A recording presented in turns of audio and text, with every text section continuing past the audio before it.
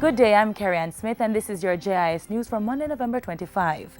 Prime Minister Portia Simpson-Miller is on assignment in Brussels, Belgium, attending the European Union EU's largest development forum, which will focus this year on matters such as gender. The forum, called the EU Development Days, or EDD, is being held under the theme A Decent Life for All by 2030, Building Consensus for a New Development Agenda. Mrs. Simpson-Miller is scheduled to speak at the opening session, make presentations to selected panel groups, and give the main address at the Women in Parliament Global Forum on Wednesday. She's the only Caribbean leader selected to participate in this year's EDD. While in Brussels, Mrs. Simpson-Miller will also hold bilateral meetings with the President of the EU Commission and the EU Commissioner for Development. The Prime Minister is leading a delegation which includes Minister without Portfolio, Natalie Nita Headley. In Mrs. Simpson-Miller's absence, Finance Minister Dr. Peter Phillips will oversee the day-to-day operations of the government. The Prime Minister returns to the island on Saturday, November 30. Prime Minister Portia Simpson-Miller has reiterated Jamaica's commitment to honor CARICOM agreements. Mrs. Simpson-Miller's comments came on the heels of reports that Jamaicans are being denied access to some Caribbean countries. I want to assure CARICOM citizens, we will not be like others. We will treat all decent citizens coming in from CARICOM with respect and with love. As one regional family, shaping the future together. The Prime Minister was speaking on Friday at the launch of the newly refurbished Hugh Winter Fertility Management Unit at the University of the West Indies. The upgraded facility boasts state-of-the-art equipment, which has transformed it into a center of excellence in sexual and reproductive health. The government has commenced a review of the Anti-Doping in Sport Act to strengthen the legislation. The review, being spearheaded by the Office of the Prime Minister, would also ensure that the act is in keeping with the World Anti-Doping Agency WADA code.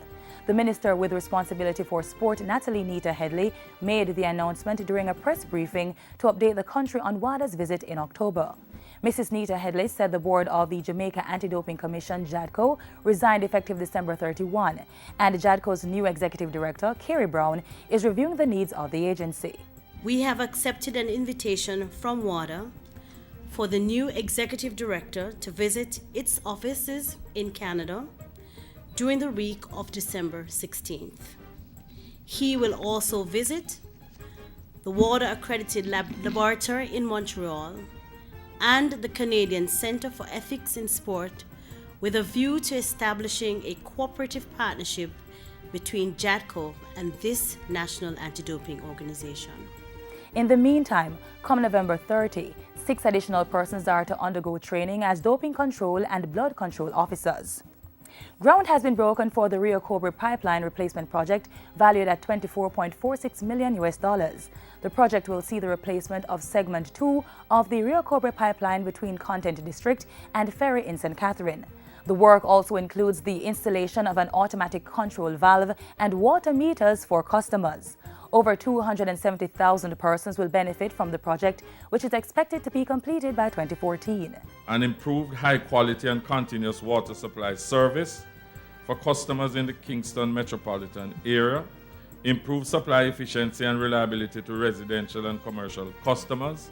The Rio COBRE pipeline replacement project is being carried out by the National Water Commission through its K-Factor program. The Ministry of Agriculture is coordinating an action plan to curtail PRAEDIAL larceny. Details of the plan will include recommendations from a stakeholders workshop held last week. Agriculture Minister Roger Clark says the discussions, which focused on traceability and enforcement, will strengthen the legal framework governing PRAEDIAL larceny. We want to make sure that the agricultural sector grows. And it can only grow if our farmers believe that when they sow, they will be able to reap. Statistics from the Agriculture Ministry indicate that the agriculture sector suffers losses in excess of $5 billion annually due to PRAEDIAL larceny. The Ministry of Education plans to introduce an oral examination for English language by 2016. Education Minister Reverend Ronald Thwaites says the test will be administered from the grade 6 up to the high school level. The oral exam in English language is intended to test the competence of students in speaking the language. It's not a matter just of writing or ticking the right box. Yes? You are going to be examined on your ability to speak English. Yes? And we mustn't grouse at that. That is an important skill that all of our children must have. Minister Thwaites was speaking at the recent Parent-Teacher Association meeting at the Kensington Primary School in St. Catherine. And finally, members of the public are once again being urged to speak out against incidents of child abuse in their communities. Your role is not just to discuss the incidents of sexual offenses and child abuse as though they are bedtime stories to be repeated.